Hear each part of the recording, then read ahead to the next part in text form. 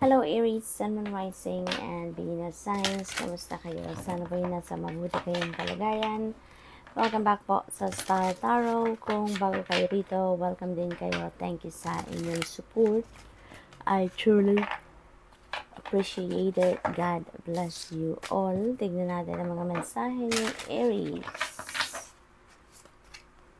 Unang mensahe ninyo Aries ay the Tower Energy. Ayan, so meron ditong sudden change na mangyayari or maaaring mangyari sa buhay ninyo, and that could be in different areas of life. Now, that could be in trabaho, relationship, pamilya, career ninyo. So, depende sa inyong sitwasyon, no? Kayo lang tanging nakakaalam niyan kung anong parte ng buhay ninyo ang magkakaroon ng mga pagbabago.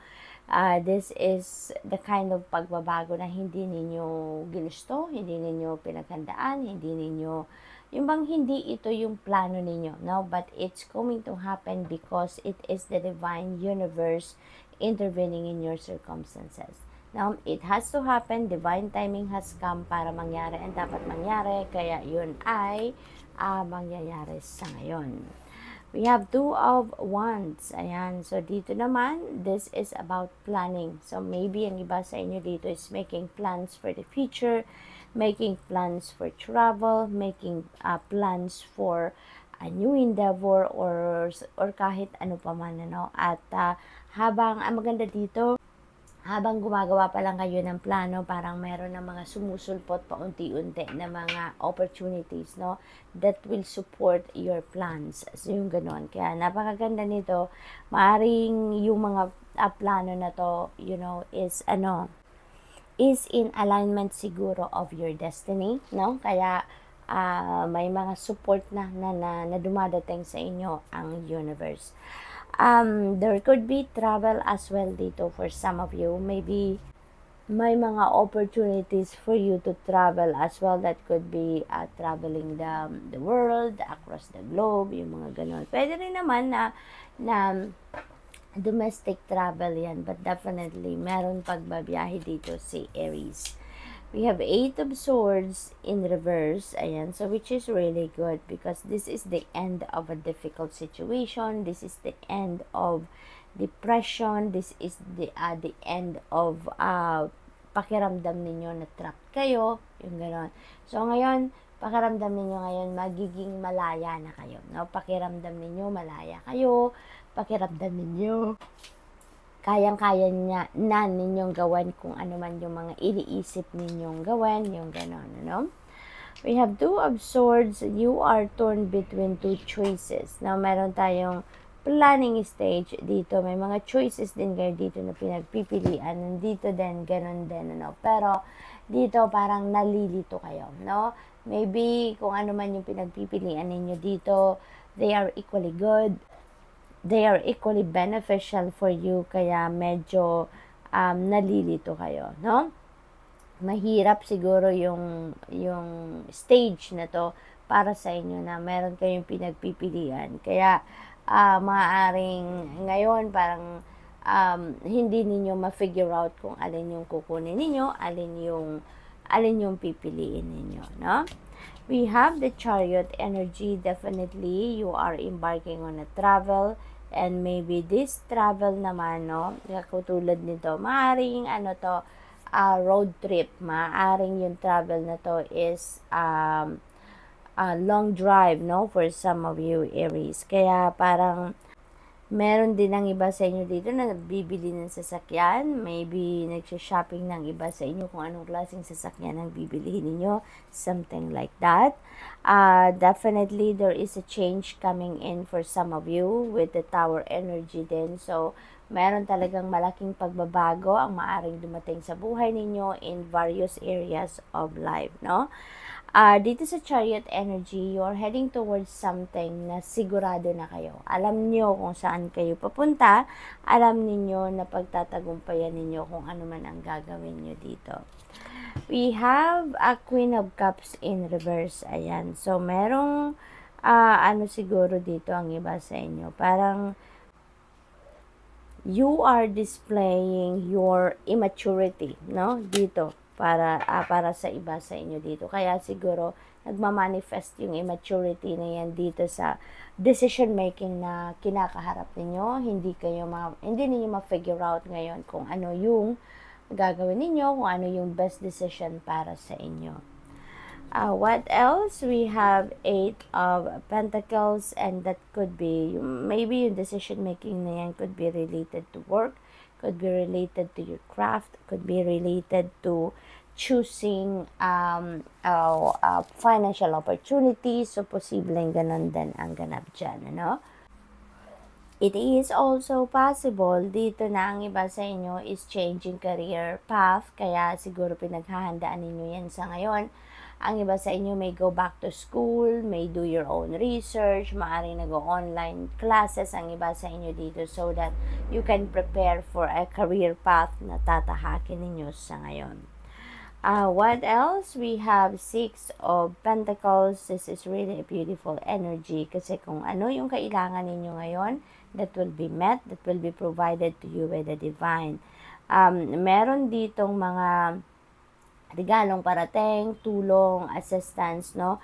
Kung kailangan ninyo dito ng financial help, financial support, that will come, no? May mga taong dadating at mag-offer sa inyo ng tulong, merong magpapautang, merong magbibigay, maaaring meron din dito mga financial blessings na dadating sa inyo na siguro manggagaling sa trabaho ninyo, manggagaling sa ibang tao.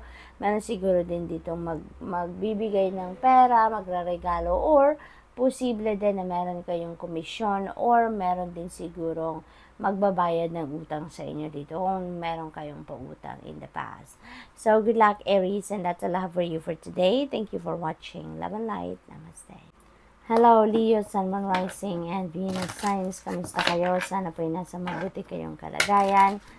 Welcome back po sa Star Tarot. Kung bago kayo dito, welcome din kayo. Thank you sa inyong support. I truly appreciate it. God bless you all.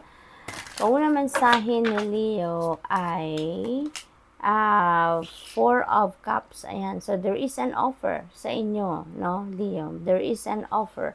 At yung offer na to is, ito yung papawi sa inyong boredom, ito yung papawi sa inyong depression, ito yung papawi sa inyong stagnation energy, no? Kung papansinin nyo lang.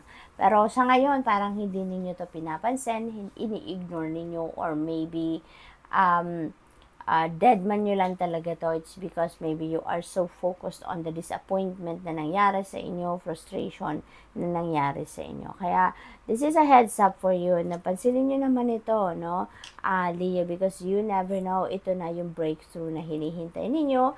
You never know na baka ito na yon yung pupukaw muli ng inyong passion, or pupukaw muli ng inyong excitement, diba? We have Knight of Wands, ayan. So, things may not be, we may not go as well as expected dito, no? Maaaring ang iba sa inyo dito, magkakaroon ng takot, magkakaroon ng galit, no? Depende sa inyong sitwasyon, depende sa inyong reaction sa mga nangyayari sa buhay ninyo. But definitely, there could be some delays dito, kaya siguro yun ang ikakagalit ninyo. There could be a stagnation energy din dito for some of you, no? At instead na umusad kayo, parang magkakaroon ng delays dito, kaya maaring yun din ang ikakainis ninyo. What else? We have Ace of Wands. So this is really a beautiful energy dahil you are going to start something new. You are going to start something fresh, kumbaga, sa buhay ninyo. It could be in any area of life. That could be related to work. That could be related to a career. That could be related to relationship. It's iba-iba, depende sa inyong sitwasyon. But definitely, kung ano man ang opportunity na to that could change the course of your life, that could change doon sa ninyo, that could change doon sa path na tinatahak ninyo sa ngayon. So, maraming opportunities, no? Iba-ibang opportunities na maaaring dumating sa inyo dito. But definitely, you're going to embrace one or more of these opportunities. There could be good news coming in then para sa inyo, and that could be linked to that opportunity. We have Queen of Wands in reverse. Ayan. So, iba sa inyo dito, baka ma-overwhelm, ano? Sa mga balitang parating or sa mga opportunities na lalapit sa inyo. Kasi maybe marami-rami ito, maaaring sabay-sabay ito, or maybe they are equally good, they are equally beneficial for you, kaya medyo parang maaaligaga kayo, something like that, no? What else? We have 8 of Swords in reverse. This is really beautiful kasi in the past, siguro nararamdaman ninyo na there is, yung feeling trapped kayo, feeling powerless kayo, parang pakiramdam ninyo wala kayong laya na gawin na mga gusto ninyong gawin. Pero, with this energy, no, parang makakalaya na kayo ngayon. Ang tawag dito, mababago na ang inyong pakiramdam. So, which is really good. So, what else? We have 6 of Wands. Napakaganda nito because this is victory. No, this is victory. There could be pagtatagumpay sa larangan ng trabaho, sa larangan ng inyong career, sa larangan ng inyong negosyo, no? There is definitely a triumphant energy dito, and that is going to bring you success. That's going to bring you prosperity, financial success, and abundance, no? Maraming maraming magagandang pakiramdam ang maidudulot ng tagumpay na to sa inyo. Unang-una na lang yung confidence niyo, mabuboost talaga ng success na to ang confidence niyo kasi there is recognition dito, makikilala na ang inyong trabaho, mapapansin na ang inyong performance sa trabaho, kaya maiilawan na kayo, kumbaga maiilawan na yung magandang ginagawa ninyo sa trabaho, yung pagtsatsaga ninyo, makikilala na din yan, mararecognize na din yan ng inyong employer, so which is really good. Maaring mabigyan kayo dito talaga ng reward, financial reward, kaya magkakaroon din kayo dito ng prosperity and abundance. Speaking of prosperity and abundance, Ace of Pentacles is a very abundant and prosperous energy. This signifies that this is a time of plenty and bounty sa buhay ninyo. This is a time na papasok na ang pera. This could be an opportunity para sa inyo para magkaroon kayo ng continuous inflow of money. Magkakaroon na kayo ng pera, magkakaroon na kayo ng tuloy-tuloy na pagpasok ng grasya, kumbaga, no? So, there could be financial blessings. There could be financial opportunities coming your way, okay? Dito naman sa Ace of Pentacles, this could also be a windfall of money na parating sa inyo. Maaaring magkakaroon kayo ng pagdating ng pera, pagpasok ng pera na maaaring hindi ninyo inaasahan. Posible din na mga perang expected ninyo dumating. So, iba-iba, no? Maraming sources ang perang dadating sa inyo sa ngayon. It could come from different sources na talaga namang maaring may ikagulat kayo or maaring ina-expect na ninyo, no? Maaari din na magkaroon dito kayo ng panalo, no? Leo. So, good luck to that. We have the High Priestess. Ayan. So, you're divinely guided, Leo, sa kung ano man ang inyong ginagawa sa buhay, you are guided, no? Kaya mahalaga na makikinig kayo lagi sa inyong intuition. Mahalaga na lagi ninyong susundin kung ano man ang gabay sa inyo ng Divine Universe, okay? Dahil your intuition is on point, may mga downloads na binibigay sa inyo dito for you to be guided accordingly, okay? So, good luck, and that's all I have for you for today. Thank you for watching. Love and light. Namaste. Hello, Sagittarius, Sun, Moon, Rising, and Venus signs. Kamusta kayo? Sana po ay nasa mabuti kayong kalagayan. Welcome back po sa Star Tarot. Kung bago kayo rito, welcome din kayo. Thank you sa inyong support. I truly appreciate it. God bless you all. Tingnan natin ang mga mensahe ni Sagittarius. Pauna mensahe po ninyo ay Ace of Pentacles, This is really a beautiful energy because this is a new beginning in your finances. This is new beginning in your kaperahan, no?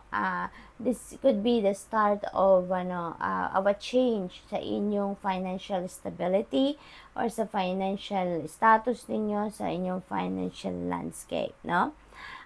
There could be money coming your way dito na maaaring manggagaling sa inheritance, maaaring manggaling sa regalo, maaaring manggagaling sa panalo, no?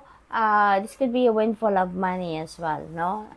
Kaya there could be different sources of money dito na parating sa inyo. So good luck to that, Sagittarius. It is also financial blessings na parating or financial opportunities na parating. So maaaring may offer dito ng bagong trabaho, bagong money path, bagong source of income, bagong negosyo, or bagong career path, no, na maybe malaki-laki yung kikitain ninyo dyan. So posibleng ganun din ang ganap. So definitely this is going to bring you prosperity and abundance sa buhay ninyo, at ito yung magpapabago sa inyong financial situation sa ngayon. Partnership, this is really beautiful as well kasi yung partnership naman na to, this could be in any area of life. This could be partnership in love, this could be partnership in friendship, this could be partnership in business, no? So, depende sa inyong sitwasyon, but definitely, may mga bagong taong dadating sa buhay ninyo, and yung pagkakakilala ninyo yan, that could develop into, iba't ibang klaseng relationship, depende sa inyong sitwasyon. At maganda rin dito, no, kung ano man klaseng relationship ang papasukin ninyo dito, whether that is in love, pagkikipagkaibigan, negosyo, magkakasundo kayo ng kung sino man ang taong ito, no? You will be on the same wavelength, you will be on the same page, kumbaga, no? Lagi kayong magkakasundo. Kung may hindi man kayo mapagkakaintindihan in the future, magiging mabilis ninyong maayos yan kasi parang kayo, same wavelength kayo, no? Posible din na ang taong makikilala ninyo sa ngayon or papasok sa buhay ninyo is soulmate ninyo, no? Posibleng ganun din ang ganap dyan. 7 of Cups, no? This is multiple opportunities coming your way. That could be opportunities then na related dito sa Ace of Pentacles energy. Maaring yan ay mga opportunities na related sa trabaho, karera, negosyo, posibleng ganun ang ganap. But mag-iingat kayo sa pagpipili, make sure na papakinggan ninyo ang inyong intuition para sa gayon magabayan kayo kung ano yung tamang desisyon na gagawin ninyo, ano yung choice na pipiliin ninyo dito. Okay? We have 8 of Swords in reverse. This is really beautiful kasi makakatakas na kayo sa feeling trap na nararamdaman ninyo. Dito kasi pag upward to, pag upright, si 8 of Swords, parang wala kayong kapangyarihan. Feeling ninyo, you're powerless. Feeling ninyo, wala kayong kalayaan na gawin ang mga gusto ninyong gawin. But since this is reverse, so kabaliktaran nun. Meron na kayong laya ngayon na gawin ang mga gusto ninyong gawin. Mas nakakapag-isip kayo ngayon ng mas malinaw at nakikita ninyo ngayon yung true purpose ninyo. Nakikita nyo ngayon yung magandang solusyon sa mga naiisip ninyo. Nakikita na ninyo sa ngayon kung ano ang dapat ninyong gawin, kung ano ang nararapat, ano ang maganda, yung ganon. We have the full energy. This is another new beginning energy. So this is really beautiful. Definitely, maybe ang iba sa inyo is going to start a new job, new career, new business, no? Kasi nasa tapat niya si Ace of Pentacles. It could also be a new beginning in various areas. posible din na since we have 2 of Cups dito, posible din ang iba sa inyo is going to start a new level in your relationship, or maybe you are going to start a new friendship or a new love and romantic relationship. This could be anything, no? But definitely this is a new beginning. You are embarking on a new adventure dito sa buhay ninyo.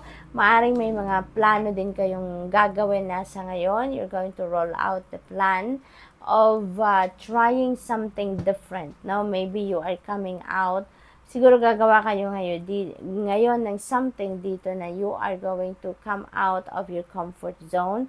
You're going to take chances. You're going to, yung parang susubukan ninyo ang bagong avenue dito na hindi ninyo cup of tea, no? Yung hindi kayo sanay, hindi yun ang komportable kayo gawin, pero gagawin ninyo. We have 2 of Wands, which is really good. Pinagpaplanuhan ninyo ito, no? Kung ano man ang gagawin nyo na to, pinagpaplanuhan, pinag-iisipan ninyo to, which is really good. Dahil, yan ay magbubunga most likely ng success, no? Kasi pinagplanuhan, pinag-isipan, 'di ba? Success, no, comes with hard work and coupled with good plans. Kaya kung pinagpaplanuhan, pinag-iisipan ninyo, pinagdidiskartehan ninyo ang gagawin ninyo, most likely that is going to succeed, no? There is also travel energy sa 2 of Wands, kaya most likely ang iba sa inyo is going to travel dito. We have 4 of Wands, which is really good. This is also travel energy, kaya definitely magbabiyahe talaga ang iba sa inyo dito, Sagittarius. This is a celebratory energy as well, kaya meron kayong mga dahilan, maraming rason kung bakit kayo magse-celebrate sa ngayon. That could be achievement, that could be accomplishment, that could be something na talaga ninyo. Yung bang ikakasaya talaga ninyo, at hindi lang kayo, pati ng inyong mga pamilya. Kasi parang kung ano man ang isi-celebrate ninyo dito, you are going to celebrate that with your loved ones as well, no? So this could be a time of success, this could be a time of prosperity and abundance. Kaya masaya, no? Masaya ang pamilya, contented yung pamilya, may tranquility, may serenity na na-experience dito ang buong pamilya. Kaya talagang masayang-masaya kayo. What else? We have Hermit energy. Maybe you are dealing with a Virgo at this time, or siguro meron kayong Virgo placement din sa inyong chart, no? Sa Hermit energy naman, maaring naghihingi kayo or nangangailangan kayo dito ng advice from other people. Maaring related yan dito sa pagpipili ng anumang opportunity ang para sa'yo, kung ano yung kukunin ninyong opportunity na yan. So maybe yan din ang isa sa mga inihihingi ninyo ng advice, or maybe sa mga plano ninyong gawin, maybe yan ang hinihingi ninyo ng advice from other people. Maybe may mga consultations kayong gagawin dito, maybe lalapit kayo sa mga professionals sa ngayon to seek for a professional opinion. Maybe you are also going to lalapit din siguro kayo dito sa mga advisor, counselor, mga ganon, or maybe mentor, yung mga ganon, spiritual guide, to ask for guidance, to ask for advice, no? So good luck. That's all I have for you for today. Thank you for watching. Love and light. Namaste.